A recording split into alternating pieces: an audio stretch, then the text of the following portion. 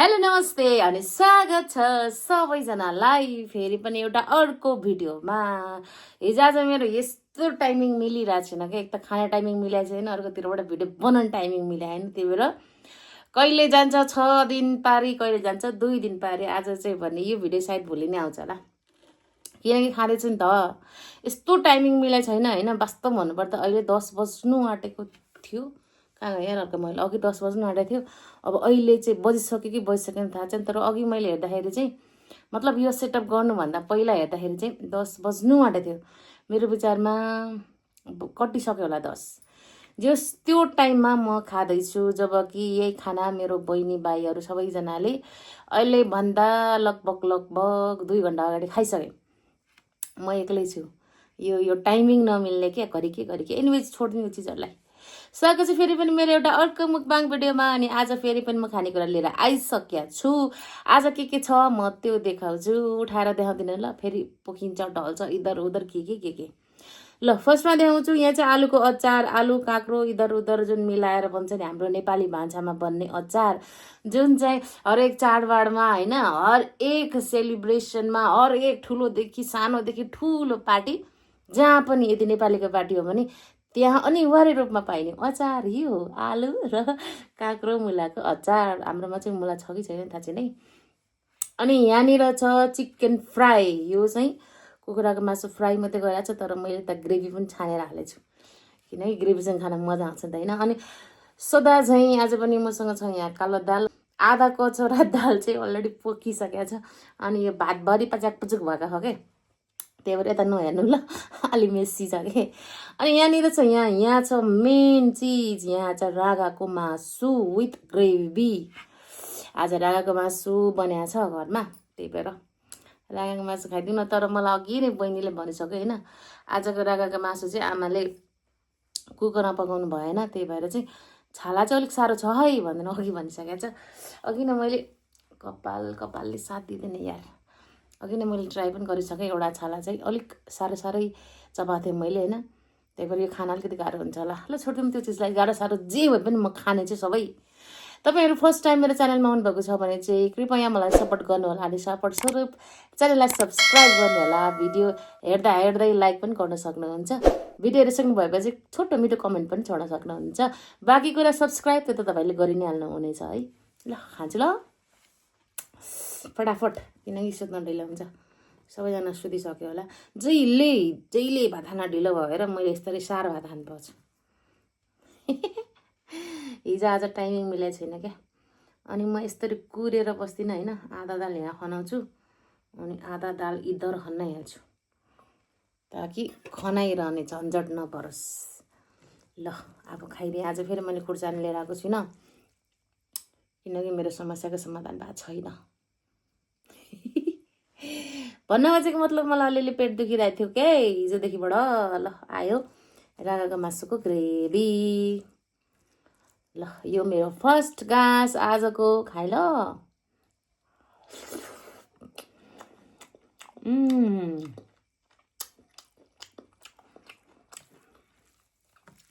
Gravy दामी भएछ।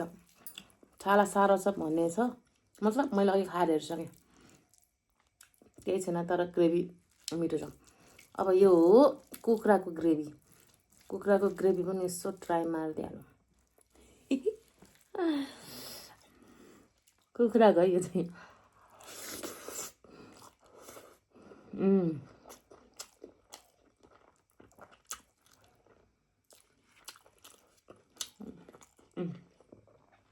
दामी है।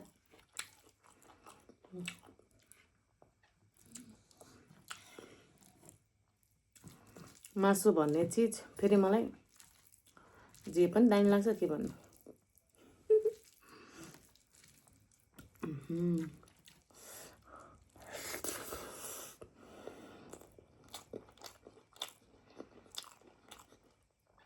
वाउ साँच्चै कसम चाहिँ दामी हो। अब ट्राई गरौँ अचार। अचार त प्रायः मिठो नै हुन्छ है, त्यही पनि ट्राई।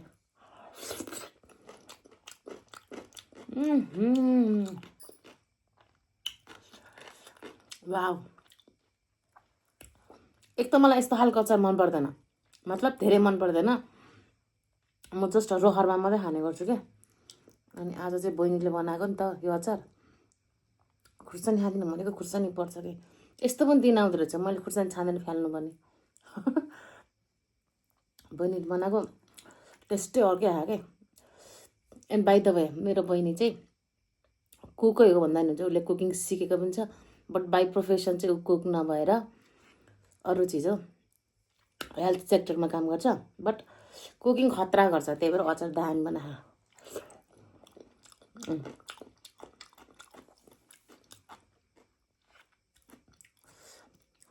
एकैचोटि अचार सिद्धिनु भयो।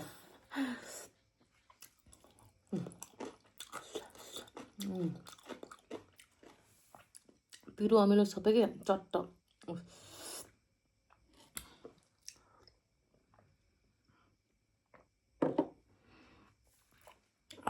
अस्ति मैले पानी पनि खाने बेलामा भनेको थिएँ नि होइन, अमिलो खाएपछि अटोमेटिकली मेरो आँखा झिम्किन्छ क्या एउटा आँखा। आज चाहिँ मिचिमे गर्ने प्रयास गरेँ मैले, त्यसलाई कन्ट्रोल गर्ने कोसिस पनि गरेँ।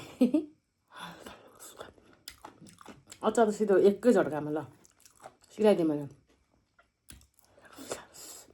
आलु चाहिँ नखानु यार, आलु मलाई मिल लाग्दैन।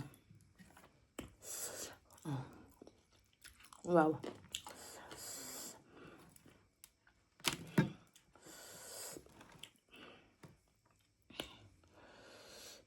अब खाम राँगाको मासु।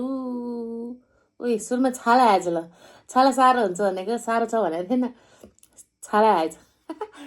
खाइ ल।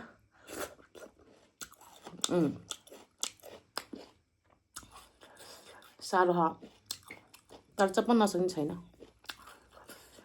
तर कुनै कुनै चप्पल नसक्ने होला यहाँ।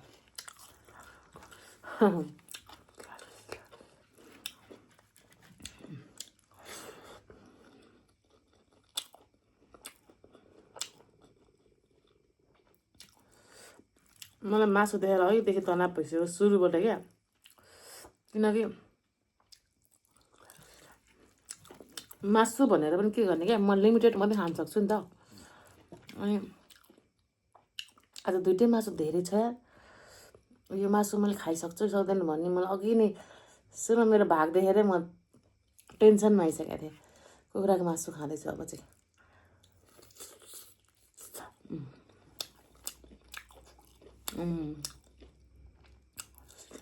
रोस्ट बनाएर फ्राई मात्रै गरे जस्तो यो।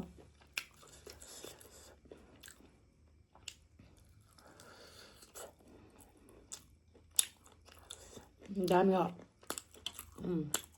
यो पनि बहिनीले बनाएको क्या,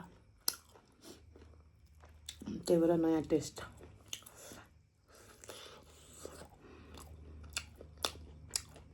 दुई वर्षपछि खाएको मैले बहिनीको हातबाट बनेको।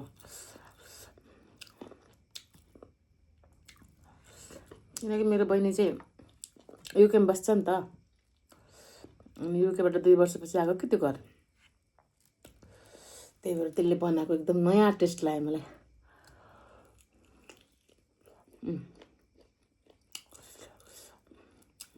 अब त रातभरि बस्छ, त्यही पनि अगाडि।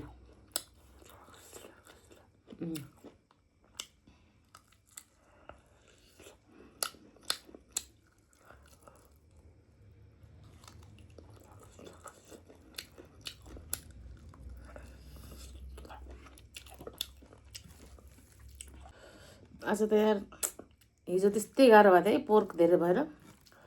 आज फेरि मासु धेरै चाहिँ मासु मात्रै खाएर अगाउँछु जस्तो छ, भात त नहो क्या है।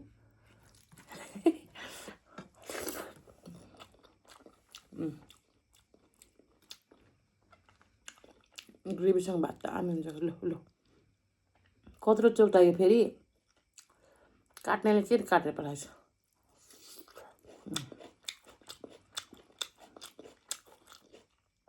3 पिस एउटैमा।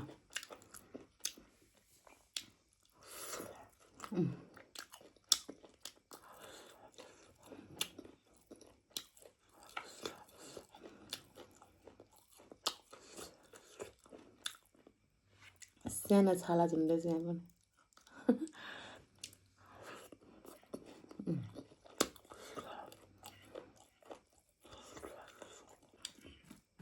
यो मासु चाहिँ आज कुकरमा पकाउनु पर्ने मासु रहेछ कि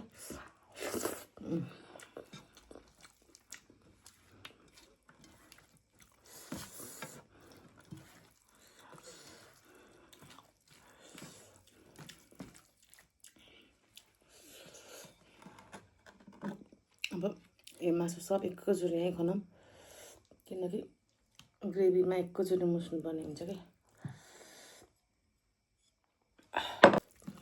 ओहो मासुको मात्रै थाक भयो मान्छेले कसरी खान्छ यार एक टेबल मासु लिएर बस्छ यार कसम हुन त म मुखबाङको लागि बनाए मान्छे होइन त्यत्रो ठुलो ठुलो चाहिँ क्षमतै छैन म त्यत्रो खाने त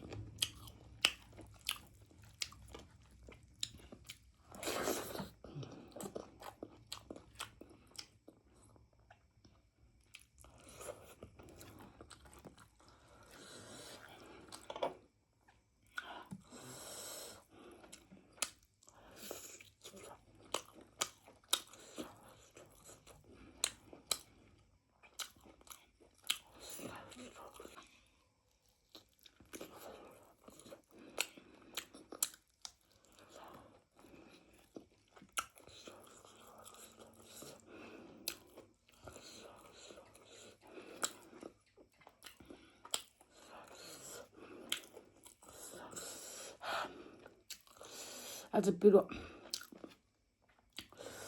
दुइटै मासुको त पिरो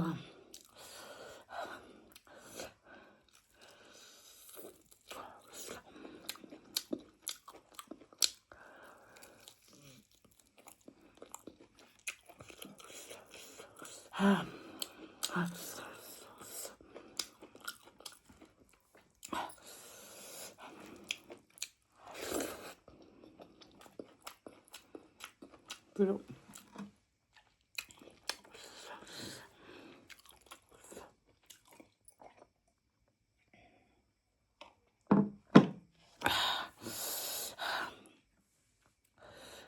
आज आमाले धेरै पिरो हाल्नुपर्छ ओए के हो यो ओए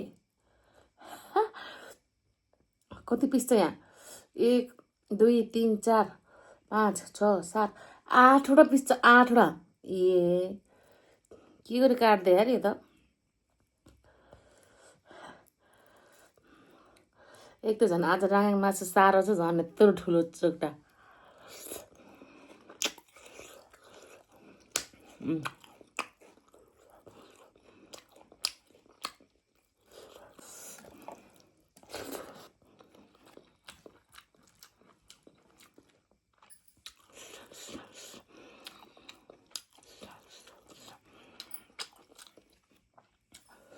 आज कस्तो पिरो हौ।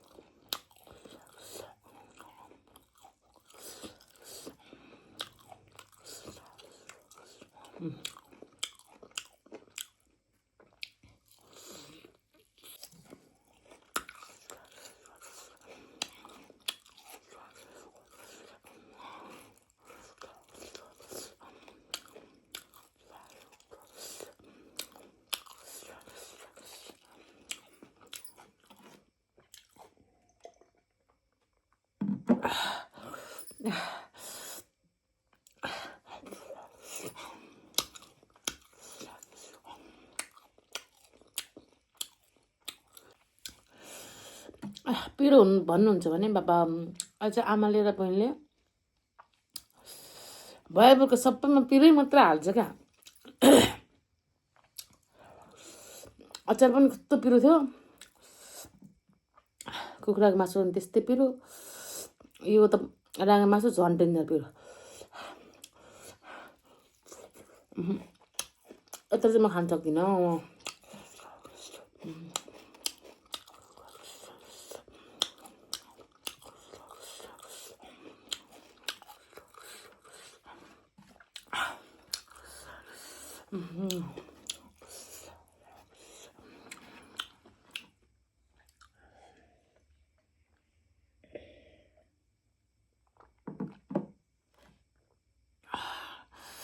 एनिवेज अब यो खाना सके सँगसँगै आजको लागि यो भिडियो पनि सकेको जानकारी गराउन चाहन्छु र आजको भिडियोबाट मैले छुट्टिनु पर्ने पनि हुन्छ है।